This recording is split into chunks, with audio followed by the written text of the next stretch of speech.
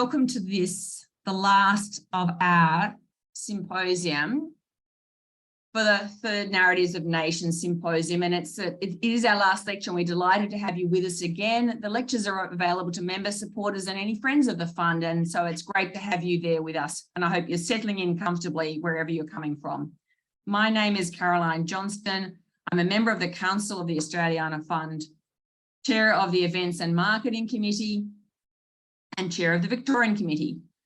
Before we begin tonight, though, I'd like to take a moment to acknowledge the peoples of the Boonwurrung and Wurundjeri people of the Kulin Nation, who are the traditional custodians of the land from which I'm zooming this evening. And on behalf of John McPhee, our speaker, acknowledge the peoples of the Darkinjung land. I'd also like to pay respect to their elders past and present and extend that respect to other Indigenous Australians present. Behind me is an object from the collection. It's informally known as the Swan Neck sofa. Circa 1845, red cedar with a replacement horsehair upholstery, purchased by the fund in 1985. So we always like to showcase something that we have in the collection. Now, as we're in a Zoom meeting, I suggest that to enhance your viewing tonight, that you put your Zoom screen to speaker view so that you'll see our speaker speaking and then see the PowerPoint presentation when he shares it tonight. Please also keep yourself on mute until the end of the lecture. Now, we're aware that sometimes we can have technical issues, and we'll obviously have presentations that can be quite dense. So if there's any time delays, please just bear that in good stead. Hopefully the night will be as good as we can. And we might be aware we're also recording the lecture, and more about that later. And lastly, if you'd like to ask a question during the talk, please send them through by clicking the chat function, which is available at the bottom of your Zoom screen. And we'll try and answer as many as possible at the end of the lecture. But now to introduce our speaker, we're delighted to have John McPhee presenting a lecture on Australian timbers, a history of their use in cabinet making. And I'm sure he will delight us with that conversation. John was the inaugural Director of Fine Arts for the Australiana Fund, so it's great to have him in continuing to be involved, and Fine Art Advisor to the Committee on Official Establishments 1978 to 79, and also inaugural Curator of Australian Decorative Arts and Senior Curator of Art, Australian Art at the National Gallery from 1980 to 1992, and clearly has many things on his plate. I'd now like to welcome John, and thank you for joining us tonight. Over to you, John. Thank you, Caroline. Tonight I'm going to talk about the discovery and the use of and the fashion for Australian timbers in cabinet making, with a special and occasional mention of objects in the Australiana Fund collection.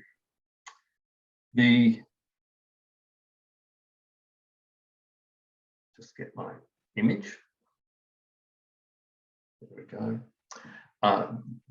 The first samples of timbers and some plants were actually sent back in 1791 by Governor Phillip to Joseph Banks, who had his finger in anything botanical for a long time in Britain.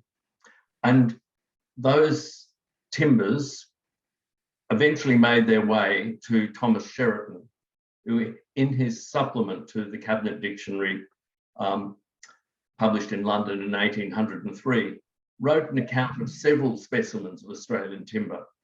Although excuse me, John, can I just interrupt? Do you want to share your screen now or later? Right. Hang on. You might. Yes. Lost it. No, go down the bottom. Good. There we go. Is that all right? But you've lost me now. No. The screen hasn't come up just yet, so we might just seek help your end. Yeah, I've got the wrong thing. We can find that. So, Yeah.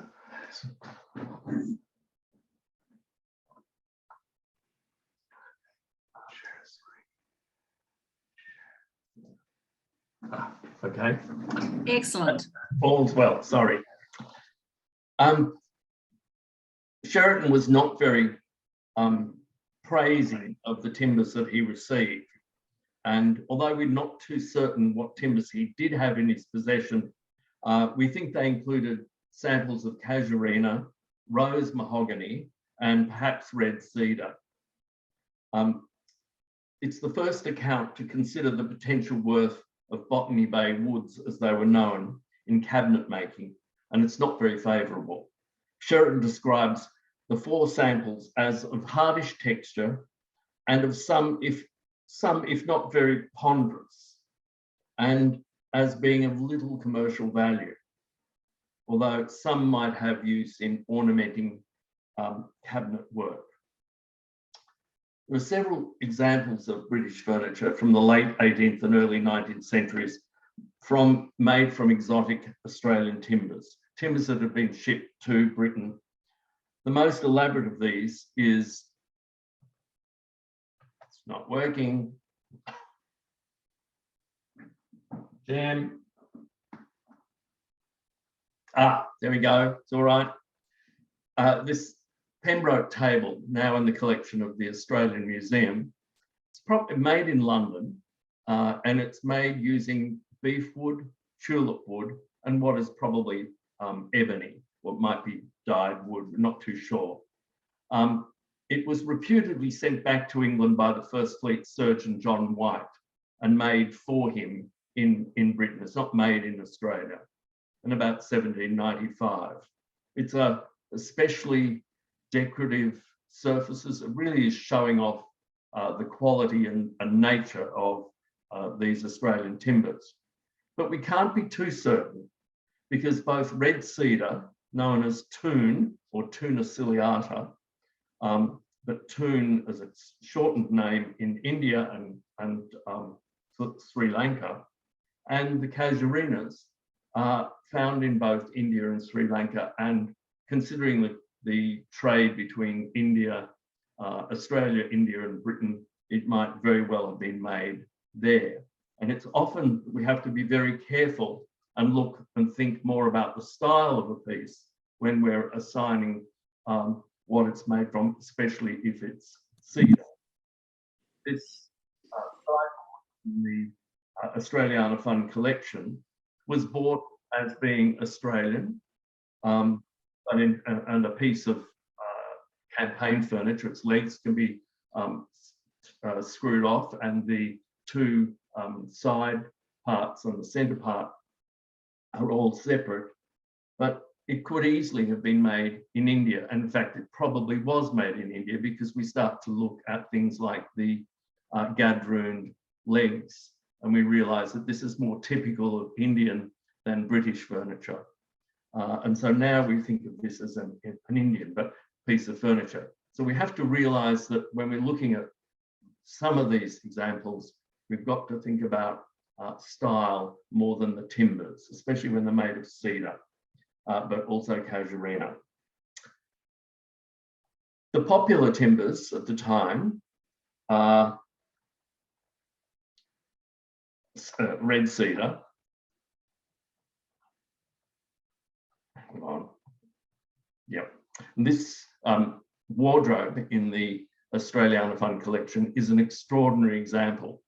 Sadly, we don't know enough about its provenance, but we can only speculate. There can't have been many houses in Sydney or Hobart that could have warranted such a spectacular piece of furniture. The drawer fronts are mostly fake. The timber through the drawer fronts and on the 4 panels of the top of the wardrobe are all matched. The panels on the top are matched, and they've been cut so thin so they can be matched. So not butterfly, but matched, cut through. It's an extraordinarily stylish piece of furniture for the time. And the other thing that we have to remember is that a lot of the cabinet makers, so-called cabinet makers, were really carpenters, and quite reasonably stylish pieces of furniture, such as this chest of drawers, also in the fund, with its pine stringing, was probably made by somebody who had reasonable, in fact, good carpentry skills, but wasn't really a cabinet maker. It certainly wouldn't have cut it in even a provincial town in Britain. But in Australia, in the early 19th century, it's a fairly good example of the best furniture making that was going on. And then occasionally we have extraordinary pieces, such as this, one of a pair of bookcases made by Joseph Sly in Sydney in the 1840s. It follows a design published in George Smith's collection of designs for household furniture and interior decoration, except for the fact that his designs have a drawer secretaire above the cupboard and before the glass doors.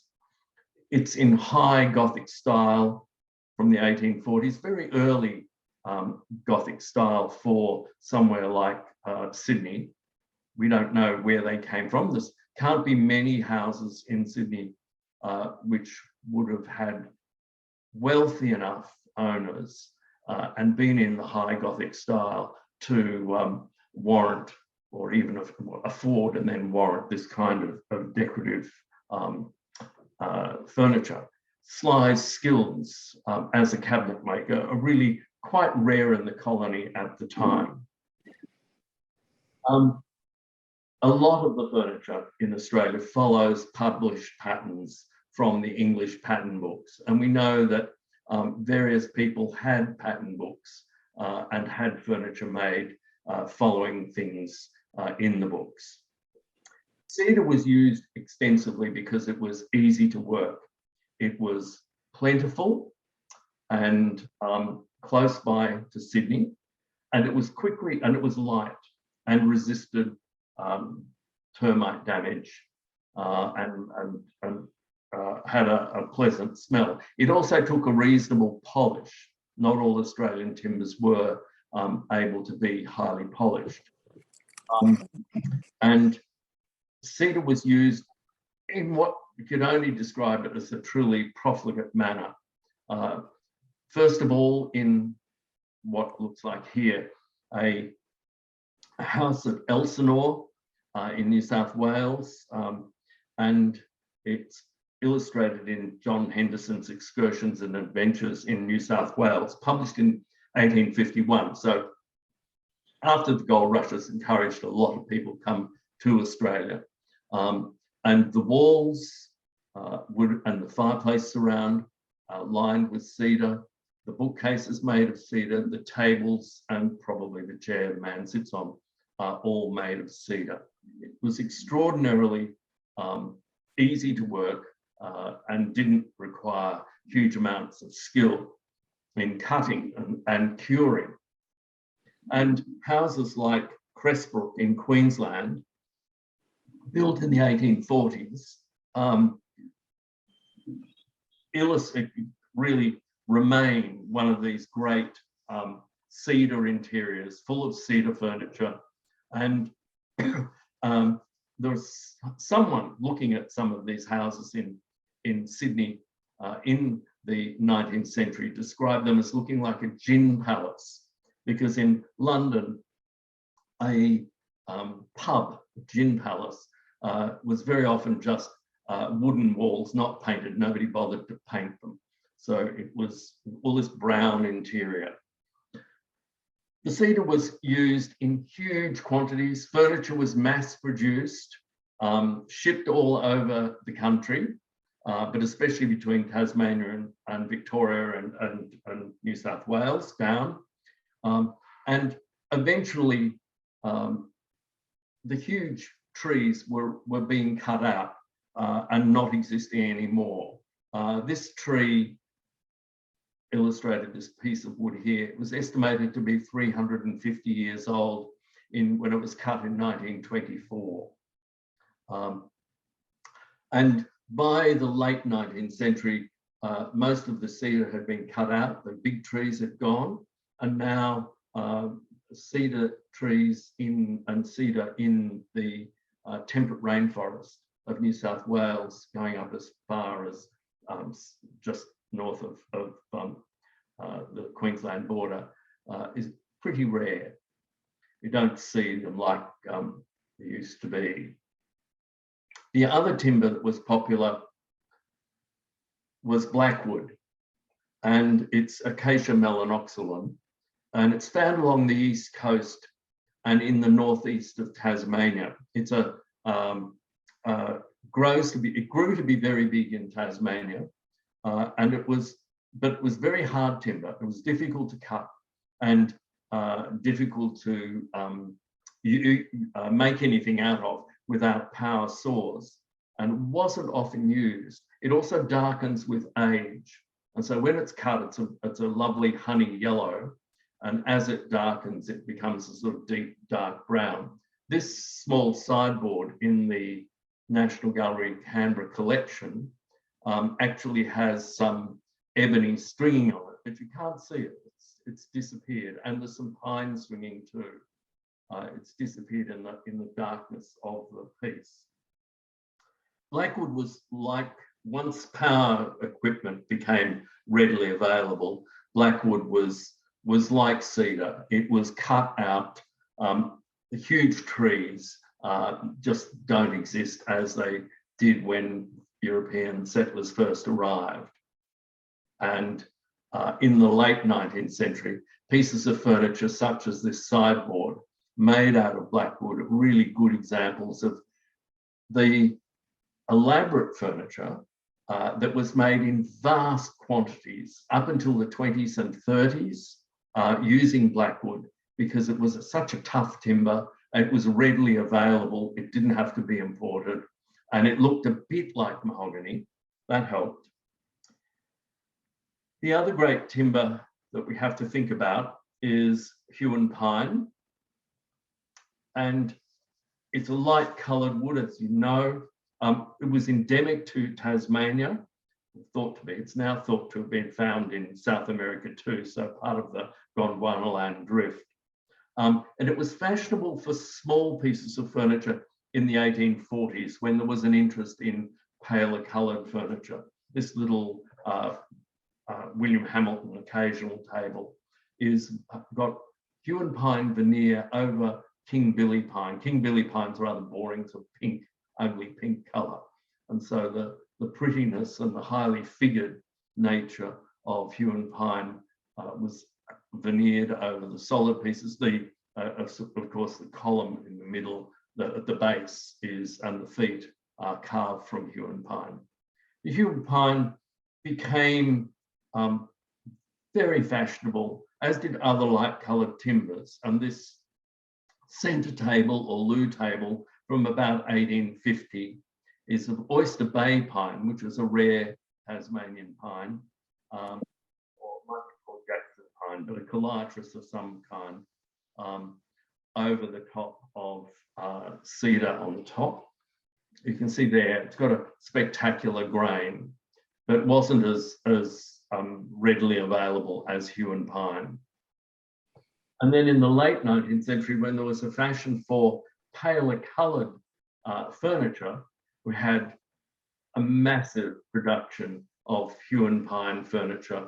And again, the forests of huon pine in Tasmania suffered greatly from the desire for pale coloured timbers, fashionable like this rather extraordinary chest of drawers.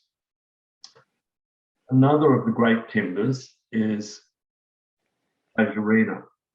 This little desktop tidy from about 1800 with its whalebone or whale ivory decoration, little brass feet and some pine stringing. It's in the National Gallery Canberra collection. Might very easily have been made in Australia by a hobbyist or a sailor even on board ship. You've got to remember that sailors and whalers had a lot of time on their hands, and scrimshaw etched whale teeth are not the only things that they were doing. These sorts of things were often made to make money for sale when they're in port or to give to loved ones. But this could also have been made from casuarina timber that had been exported to Britain or taken home to Britain. And all those casuarina tea chests that we see coming up in sales every so often, in at least a couple of times a year, are almost certainly mostly made in Britain. And the casuarina could equally have come not just from Australia, but also from India or Sri Lanka, where the trees grow. So you've got to be careful about deciding whether they're Australian or not. This table in the National Gallery Canberra collection is a fabulous example of casuarina. It's got a pine veneer onto cedar, and it's got a pine star in the middle. Whoever made it had extraordinary cabinet making skills. It's very refined in its decoration, the skill with which it's made, and its design. But it's a rare piece of furniture with its use of casuarina. The other timber that we forget too often that was popular, but later in the century, is jarrah. And this bookcase in the Australiana Fund from Western Australia is a spectacular example of jarrah furniture. Jarrah, unfortunately, has the problem of being extraordinarily heavy, and so it's not and very hard to cut and to carve. And so very often the weight of the piece makes them almost unusable, not easily stolen, but they needed power saws to cut the slabs, and the carving is usually quite simple because the timber is so hard.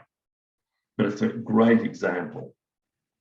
There was fascination with native timbers, and they're the ones that are most spoken about and talked about. And of course, it began with commercial interest, and ships' masts and spars from Norfolk Island pine, commercial cabinet timbers such as cedar, and exotic woods such as casuarina. Were all samples of these were sent to Britain constantly to be assessed by cabinet makers and shipbuilders. People were interested in making money, making the colony profitable in some way. And when you read and Banks, you realise that really that underlies a great deal of what they're talking about. This is a picture of the passage at Camden Park in New South Wales, with timber samples collected by Sir William MacArthur. MacArthur was the commissioner for the Australian section of the 1855 Exposition Universelle in Paris. And he sent samples of Australian timbers to the exhibition, and these are perhaps the ones that were sent, and they're now arranged in a passageway at Camden Park. Interestingly, and quite rarely, he recorded the local First Nations people's names for the timbers, not all of them, but for some of them. And these remain the earliest known timber samples, or the earliest ones I know of.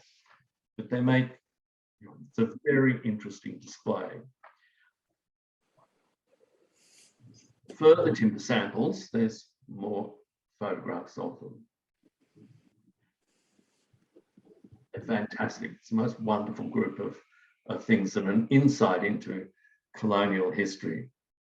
Further timber samples were presented as books, which were made at Pentridge Prison by the prisoners in about 1866. And so each book is a slice of timber. And again, it's this fascination for making sets, looking at what might be profitable, might be useful, apart from keeping the prisoners busy. The celebrations associated with the centenary of the European discovery of Australia and the later arrival of the First Fleet and European settlement stimulated the interest in the history of the continent and things peculiarly Australian. This is in the late 19th century. And in 1885, an exhibition of Mayvale's timber specimens was sent to London as part of a display of Australian timbers and ceramics. Looks like a pretty bleak display, but there you go. And these survive in the, I have to show you this. This is how I remember first seeing them in the the Museum of Victoria in the 1950s and 60s. They were just slapped up against the wall. And here they are. They're rather beautiful slabs of timber with Mayvale's painted images of the timbers, and they're numbered. You can see this one's Eucalyptus globulus, so Tasmanian blue gum in the middle there, picture of the blue gum in flower, or a picture of a leaf. It's numbered number 83. The one on the left is numbered 150. So there are a large number of them, and they still survive in the museum in Melbourne. And in the Australiana Fund collection is this marvellous group of hardwood books, the Munro Ferguson collection, 82 timber specimens carved as books in about 1918. They were commissioned by R.T. Baker, who wrote a book on the cabinet timbers of Australia, and again associated with Federation and the pride of things Australian. And his book is the first look at the variety of timbers, but it can be a little bit misleading, because he actually does include things like Waratah timber. And of course, he's not thinking of it as a timber to make something out of, but more as a veneer. But it's a great guide to looking at what timber might look like if it's been seasoned and surfaced. And sometimes helps with identifying timber. He also wrote a book on the hardwoods of Australia and their economics, published in 1919, still thinking about how much things are going to be useful and how much work, money they can make out of them. Now, the cabinet makers we know of who made most use of Australian timbers, the first of them is Robert Prenzel. Prenzel arrived from Prussia in Melbourne in 1888 for the Great Exhibition and established himself as a significant wood carver and furniture maker. He explored hardwood timbers in particular because they allowed him to carve crisp detail. And this is the Black Bean wardrobe from Bedroom Suite from Glen Ormiston in the Western District of Victoria, which is now in the National Gallery of Victoria.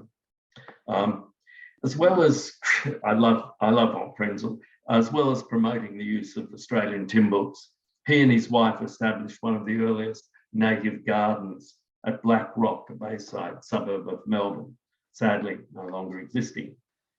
Now, Margaret Bettridge has talked to you about Ruth Lane Pool and the furniture created for the lodge in 1927 at a time of great interest in things Australian and pride in things Australian, having self-government and establishing a house for the Prime Minister.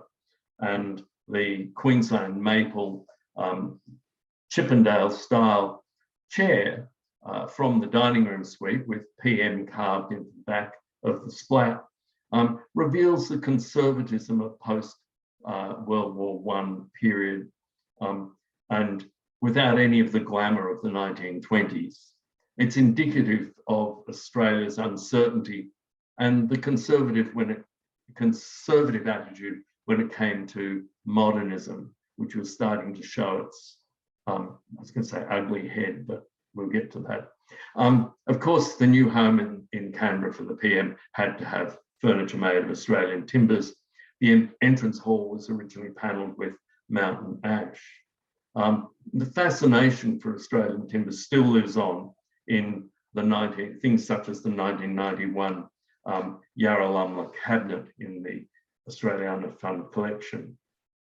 And this really belongs to the Renaissance. And perhaps the desk for the Duke of Gloucester in blackwood, spectacular banded blackwood, and Jarrah feet, is this strange combination of something sort of just touching modernism, not going too far. And it's thought the feet were carved by Robert Redford. So the sort of modernism resting on arts and crafts is a little awkward, but a very interesting example, a sort of clunky modernism. Part of the rash of blackwood furniture that was especially prevalent in the 20s and 30s and lived on into the just after the Second World War.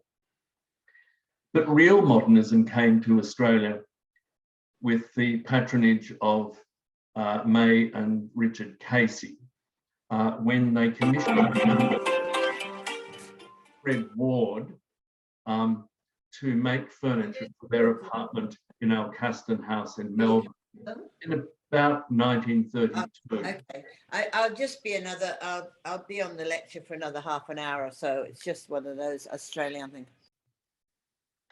And the furniture is made out of mountain ash, which is eucalyptus regnans from Victoria. And it's really very smart. Fred Ward was a young, ambitious designer. And this furniture and a few other pieces was recently acquired by the National Gallery of Victoria. And it shows the dedication of May Casey in particular at this time and throughout her life to the patronage of artists, and especially artists involved with modernism and examples of and who exemplify modernism. Ward went on to make a range of contemporary furniture, which was mass produced or made in factories. This chest of drawers is a splendid example. These occasionally turn up in auctions of household effects and nobody knows what they are. They're pretty terrific. And using Australian timbers in the Depression, the 20s, 30s, sorry, late 20s, early 30s, was really an economically driven aspect of his work, apart from the fact that he wanted to use Australian timbers. The furniture he made later for University House at ANU and the National Library are great examples of good design of the time. His desk for Lord Casey is a masterpiece of modern furniture. Every so often, there's a little freaky person who does a little bit of designing, and this magazine rack by Sam Attio is a great example. You can see the tray table on the right there. Ward and Attio were close friends, and I think there was a bit of borrowing going on there. Attio became later was the secretary for oh God, now I've forgotten, but he was this was designed for Edward Darson, who was a mining engineer, economist, stockbroker, and socialist. He's a militant pacifist, and this was for his waiting room in his office, and he made some extraordinary things. That's in the National Gallery of Canberra collection. One of the other people who, like Prenzel, came to Australia from Europe is Shulam Krimper. Born in Romania, arrived in Australia in 1939, so the height of the war. And he brought with him a great knowledge of the modernist tradition of Europe, and in particular, Italy. A lot of his cabinetry looks like the work of Italian cabinet makers too. He loved exploring unusual Australian and tropical timbers. So New Guinea walnut, this is what this is made out of, this bookcase in the National Gallery collection. This chest on stand in red cedar, silver ash and myrtle, the bottom bit, the pinky bit. It's a fantastic example of 1940s craftsmanship, made in about 1948, both pieces. In the 1950s, we have to face the fact that terrible teak took over. It was coming in from Southeast Asia. It was cheap and it was available in vast quantities. And companies like Parker, who made this table and chairs in about the 1960s, it's in teak and blackwood, really took over, and there was hardly any real interest in anything, any Australian timbers then for some time. Everything was teak. We're suffering a bit of that with this fashion for mid-century modern at the moment. Until the 1970s and the 1980s, when there was an emergence of a craft tradition. I think the Australia Council and the Crafts Board of the Australia Council were hugely responsible for encouraging Australian craftsmen working in a particular vernacular manner. In this instance, this is David Ralph's chair made out of horizontal, which is an impossible timber from Tasmania, and it's a deep rainforest timber. And they build on a tradition, they belong to a tradition of stick furniture. And there's a whole tradition in Tasmania of stick furniture. There's a tradition throughout Australia, anywhere where there are English furniture makers or carpenters or people just wanting to make a chair who've come from Britain and remember Windsor chairs or the Irish peg chairs, look at this kind of furniture and produce something coming out of it. But the other big revival was the use of hew and pine, not cutting new trees, but in fact recycled timber, timber dredged up from drowned rivers and lakes and dams. And of course, hew and pine is so full of oil that it doesn't actually rot. And so it could be taken out of the water where it might have been for 100 years or more, and cut and planed and crafted. And this is a famous table by Kevin Perkins called Dining at Traveller's Creek, made in 1979, and made out of hew and pine.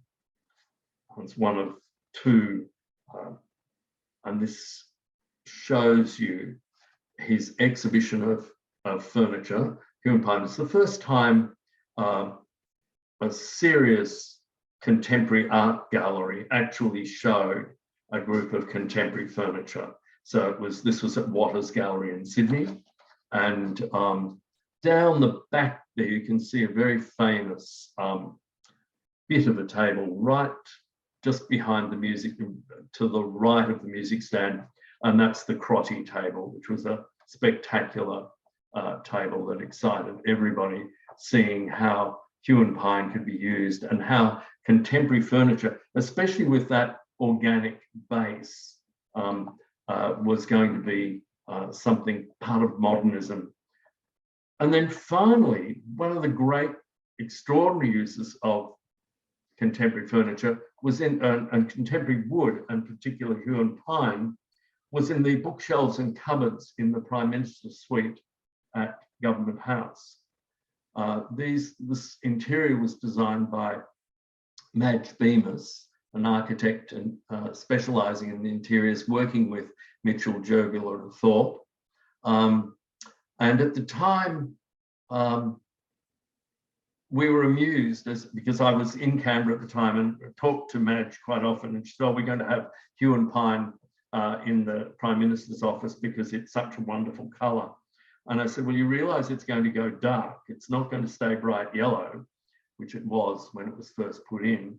And you also realise it's going to stink because hue and pine has an extraordinarily strong odour unless it's sealed. So it had to be sealed. So I don't know what colour it looks like now, and I'm sure it doesn't smell, but it was a case of using some of these native timbers that people had to learn to use them, learn the particular problems with them if they were going to have them as pieces of furniture or use them in the cabinetry in the room. We're interested in Australian timbers these days, especially those which are endemic to Australia, because of their rarity, their scarcity and protection, means that some are no longer commercially available. Jarrah is almost impossible to buy now. Similarly, hue and pine is difficult. And other timbers just don't, they're not commercially available. We're constantly importing timbers from Southeast Asia, nothing wrong with that. But profligate use of native timbers is just no longer acceptable. Recycling of timber has become fashionable, and materials, especially those which are man-made and recycled, are increasingly used in furniture making. So furniture making using timber is something that's changing as we go on from year to year. We don't know what's going to happen. I suspect we're going to see much less furniture made of solid timber, and it'll make that which has been made of solid timber much more interesting for us into the future. Thank you. John, thanks so much for a wonderful talk. Now you're welcome to stop sharing your screen so we can see a bigger image of you for questions. Well done. Well done. And if you are finding it hard to see John as he speaks, go to Speaker View, as I mentioned before. Now, John, that was really super interesting, and you really brought all of that furniture to life for me, I know, and I hopefully for all the others. And so interesting to hear about the fashions around what furniture was being used, the abundance or then scarcity because of some of that use. You really just made it so interesting, and the way that how much the design varied over that period of the objects. Quite incredible, I think. Now, for all of our people attending, feel free to pose some questions. Remember, it's through the chat function. Now, I'll start off, John, if that's all right. I'm fascinated to hear you talk about Jarrah and how heavy it was. When Sonia Abbey, our fine arts advisor, was cataloguing all the Munro Ferguson collection, she was amazed herself, the variation of the weight of all of these books, which were really quite similar in dimensions, although they varied a little bit. It was quite incredible just how much they did vary, and obviously the ones that are very heavy and very light. So she found that most interesting. I was intrigued about, you talked about that chest of drawers that was quite well built by, you talked about by a carpenter rather than a cabinet maker, and how that would not have been acceptable even in provincial England. How quickly did the skills, and obviously the people coming to Australia that were skilled, how quickly did that increase, and how did that relate to, I suppose, the consumers who were demanding more sophisticated styles and couldn't afford to pay? I think the wardrobe from the Australiana collection is a terrific example, because it has to be very early in the 19th century. It's obviously made by somebody who has a great degree of skill, not as a cabinet maker, but as a carpenter. But they've used a pattern, or the person commissioning it has an idea of what they remembered from Britain, they've designed it, and the person has made it. It's hard to say, but there must have been some people coming into as convicts who were had some skills as cabinet makers. Most of them were carpenters. There aren't many cabinet makers in the convict lists. But if you're out in the back and beyond, say Orange, and somebody's built a great or a house and they want some furniture, it's not going to be a cabinet maker that makes it. It's going to be somebody on the estate who's got some idea of how to hang a door on a cupboard, how to make it all fit together. And then you get somebody who's got a little bit more skill who can perhaps do some stringing or some carving.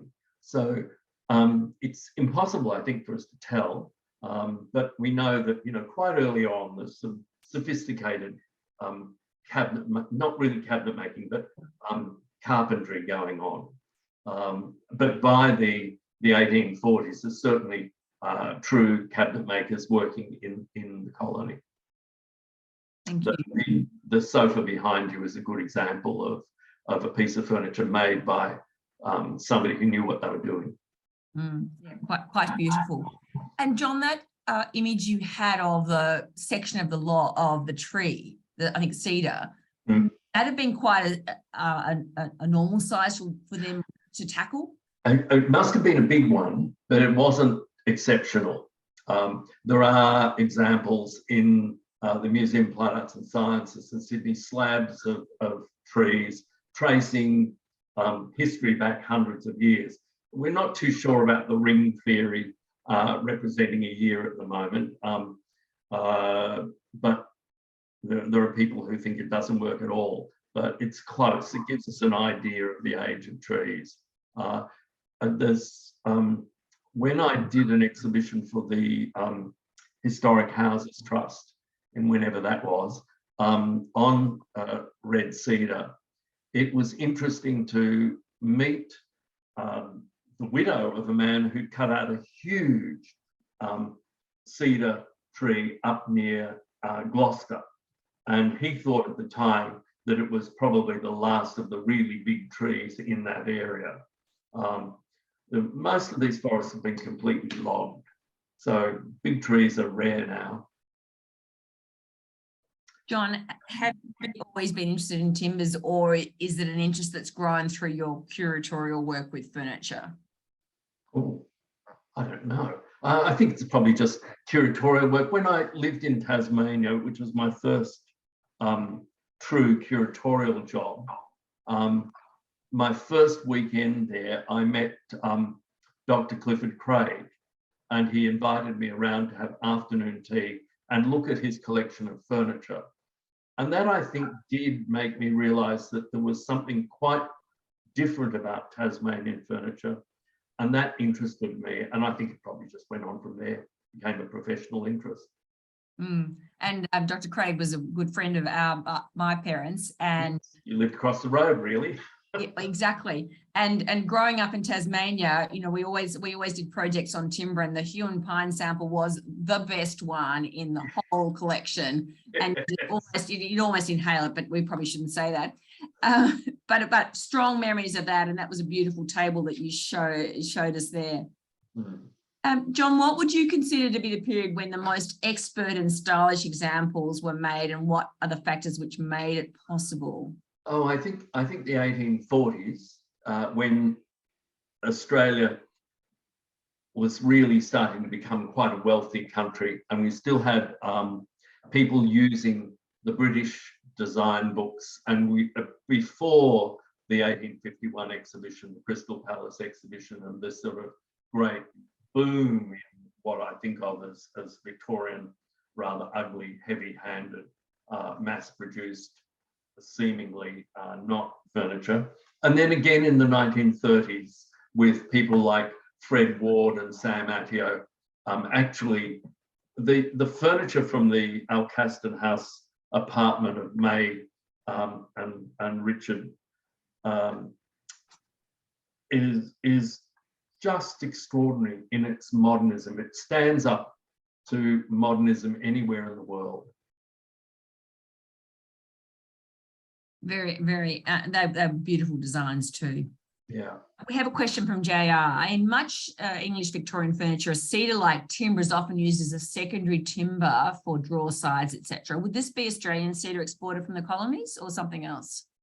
In Europe, it's most likely cedar from the West Indies, but it also could be Australian cedar. That was what it was described as. That's what its use was described as. Best use was described as being by people like Sheraton and the other furniture makers, that Australian cedar would be good for the sides of drawers and the whole carcass even.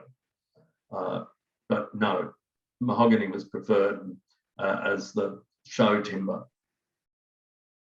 And Sheena Burnell asks, in the timber catalogue, such as the books carved from different types of woods, was the purpose purely to illustrate commercially used woods, or was there also a wish to document Australian tree species in a more sort of general scientific manner, in the manner of the early horticulturists? I agree. I think that's exactly it. Yes, there was an interest in promoting timber with what it might be used for, what it might be worth, but really it's a scientific thing. It's documenting and it's the excitement of all these new trees that just didn't belong anywhere else but in Australia. And you talked about how difficult it really was to establish the origin of manufacture, I suppose. Do you want to talk a little bit more about that? I mean, clearly, and the level of confidence, or is it just a gut feel thing, as well as the style and things, the design and things you mentioned? I think it's a nightmare. Lots and lots of casuarina furniture and cedar furniture could easily have been made in India or Sri Lanka. Cedar, red cedar, exactly the same tree, grows from the Illawarra in New South Wales right up the east coast through New Guinea, Southeast Asia, into India and Sri Lanka. And very similar, they're not the same casuarina, but aloe casuarina are found, and the timber looks just the same. And it's really, well, it's impossible to tell at the moment until such time as we can analyze a piece of cedar and say, well, it's grown up on its chemicals or whatever it's been feeding on might influence the wood. But at the moment, the timber people can't answer that one. But huge amounts imported into Australia from India as timber for things like cigarette boxes, cigar boxes, and you just have to, when it's a cigar box, you've got no idea. It's just a box. It's a cheap wooden box. There are great stories of carts with thousands of meters of wood cut very thin on them being taken out to brought into the cities, but lots of it was being brought in from overseas too. And when you go to India and Sri Lanka, you see furniture which has been made from local timbers, not often cedar because it's soft and they've got wonderful hardwoods, but casuarina, the casuarina, pieces of casuarina furniture I've seen in India and in Sri Lanka. And I just think, oh, well, you've got to be looking at the style to be sure. And then you usually know that it's not Australian. But every so often there's, well, that campaign furniture could have been made in India and exported to Australia. And we've got to remember all the people, the antique dealers in the 60s who started bringing in masses of Indian and Sri Lankan furniture and selling it from their shops in Melbourne in particular. Mm. And what separates the 1840 cabinet makers between Sydney and Tasmania? And also perhaps talk a little bit more, you were talking about, I think, quite a bit of timber furniture going from Tasmania, to Victoria? Timber was exported all around the place. It would be hue and pine going to Victoria. Cedar was coming down from New South Wales to Victoria and originally to Tasmania. simply because it was easy, it was light to transport, and easy to work with. Much easier than any Tasmanian timber at the time. And there was a huge export trade. All those government buildings with cedar tables, cedar chairs, the post office, the schools, every public servant had a cedar chair. And some people have even speculated that some of this furniture came from India, that there's really too much to have even been made in Australia. Yeah, I don't in know terms about of that one. quantity of manufacturers. Yeah, so coming back to, sorry, I pulled a few things together then, but the cabinet makers between Sydney and Tasmania. Sydney has better ones because Sydney's richer. Tasmania, after the 1840s, doesn't have a gold rush. So things really pale off. There's hardly a decent house built in Tasmania after 1845. So economic hard times in Tasmania. Yeah, yeah. And maybe I'll mention that one of my ancestors got into financial troubles, but went to the goldfields and came back and paid off his debtors. So he was quite liked. He was a lucky man.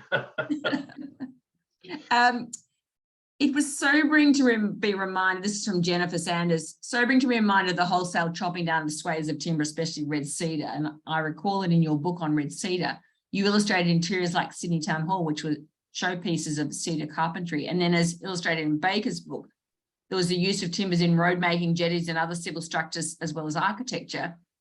Your supposition of the future of timber reminds us that sustainability of timber production is still a very important issue. Exactly. If you think of the Murray River red gum, which is a threatened tree, and you think of all the streets of Melbourne, the main streets of Melbourne were blocked with, instead of cobblestones, they had red gum cubes, and then they were tarred over later on. They've mostly been dug up. I suppose there might be some. But if you want to see what they look like, you go to the Hyatt in Collins. Is it the Hyatt or the Sofitel? The I Am Pay Design Towers in Melbourne. In the food court down below, you'll see that the floor is made of these blocks, which has been let in, all put together and then polished. So you can see but I remember them being pulled up in as late as the 1970s. There'd be great piles of blocks being pulled up out of roads that were being rebuilt. But yeah, timber gets overused and gets killed. One thing I should say about cedar and India, there's a sofa in the National Gallery, Canberra, which I bought from Tasmania, and I always assumed it was Tasmanian. The proportions are a little odd. And that might be because it was not a cabinet maker, but a carpenter who'd not seen a sort of grand sofa and was copying someone's design.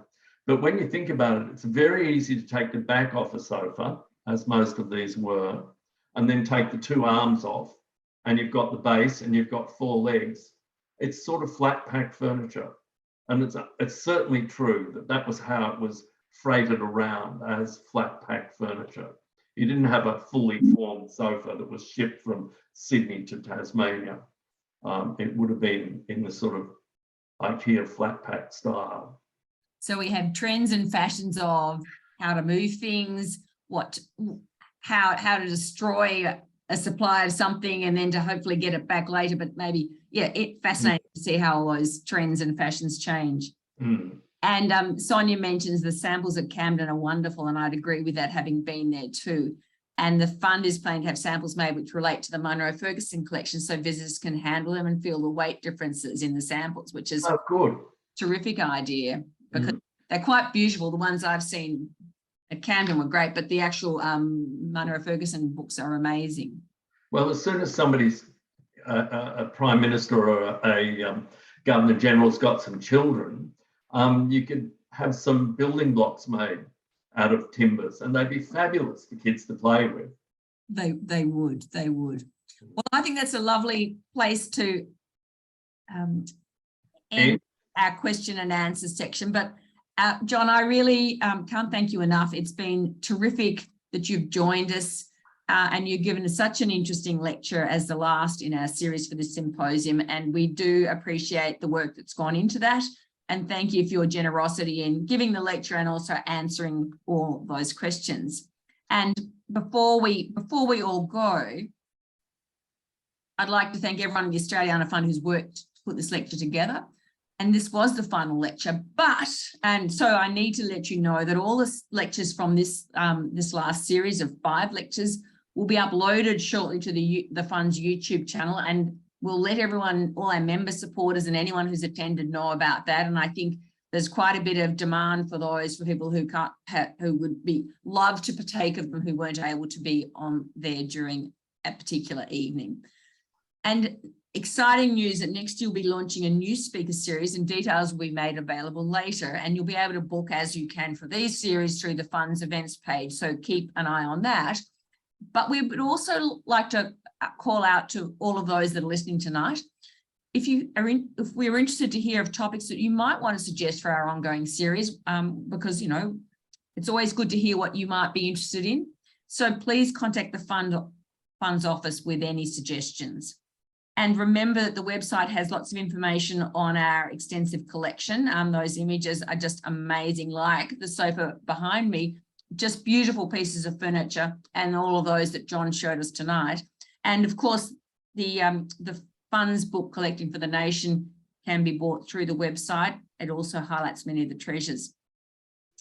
So it's been a pleasure to have John with us tonight. Thank you so much, John, and good night to all of those that have been listening. I think we've been very fortunate to have John with us tonight and really giving us those insights into all of that history and those beautiful images. Thanks, John.